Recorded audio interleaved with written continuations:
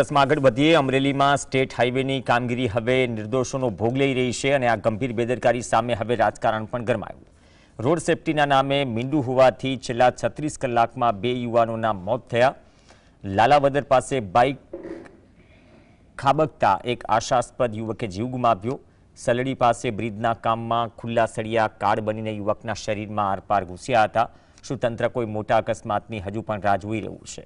ભાજપના યુવા નેતાએ सांसद भरत सुतरिया ने पत्र लखी कॉन्ट्राक्टर सामे पगला लेवानी मांग करी. बीजी तरफ कांग्रेस नेता प्रताप दुधाते सीधो मुख्यमंत्री ने पत्र लखी हाईवे वाइडनिंगना काम में थती गैररीतिओनो पर्दाफाश कर्यो.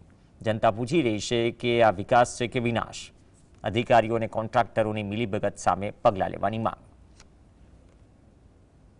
आज काम चाले आगळ कोई बेरिकेड के कोई थोड़ा अंतरे कहीं जेने सेफ्टीना जे लेवा पड़े मेजर एवं कहीं लीधेलुं छे नहीं.